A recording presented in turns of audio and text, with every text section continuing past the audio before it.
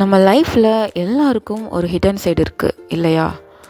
வாட்ஸ்அப்பில் ஒரு smiling face, ஸ்டேட்டஸில் மோட்டிவேஷ்னல் குவாட்ஸ், சர்ச்சில் ஸ்பிரிச்சுவல் லுக். ஆனால் தனியாக இருக்கும்போது உங்களை நீங்களே யோசிச்சு பாருங்கள்.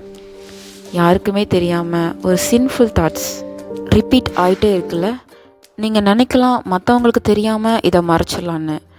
ஆனால் இயேசு கிறிஸ்து நம் முகத்தை அல்ல, நம் இருதயத்தை பார்க்குற தேவன். நாம் ஒரு மாஸ்க் போட்டு வாழ முடியாது.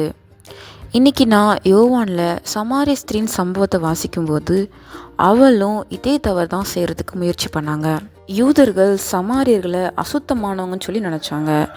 சமாரிய ஸ்திரீ கிட்ட ஏசு கிறிஸ்து தாகத்துக்கு தான் அப்படின்னு சொல்லி கேட்பாரு.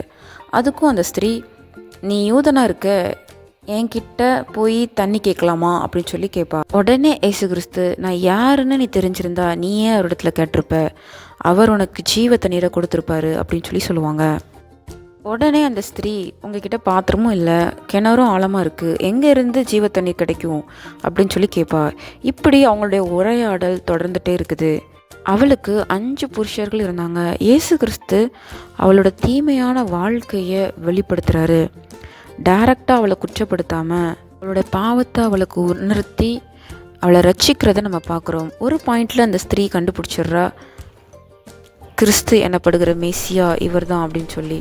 அது மட்டும் இல்லாமல் ஊருக்குள்ளே ஓடி போய் மற்ற ஜனங்களுக்கும் இயேசு சாமியை பற்றி அறிவிக்கிறா. அந்த ஸ்திரீயுடைய வார்த்தை நிமித்தம் அநேகர் சமாரியர்கள் இயேசுவின் மேல் நம்பிக்கை வைத்தாங்கன்னு சொல்லி நம்ம பார்க்குறோம். இப்போது நீங்கள் பண்ண வேண்டியதெல்லாம் ஒன்று தான். நீங்கள் இருக்கிற இடத்துல ஏசு கிறிஸ்துக்கிட்ட ஒப்பு கொடுங்க. எனக்கு இனிமேல் நடிக்க முடியாது, என் தீமையான எண்ணங்கள், என் உடைந்த இருதயத்தை உங்கள் கையில் கொடுக்குறேன், என்னை சுத்தப்படுத்துங்க, என்னை வழி நடத்துங்கன்னு கேளுங்க.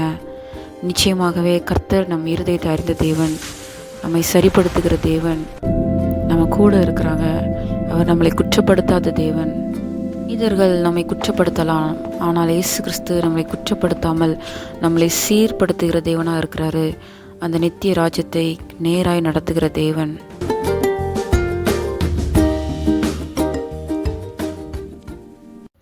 தேவனுக்கே மகிமை உண்டாவதாக. இன்றைக்கி டே 15 நான் யோவான் 1-5 வரைக்கும் வாசிக்கிறதுக்கு தேவன் கிருபை செஞ்சாங்க.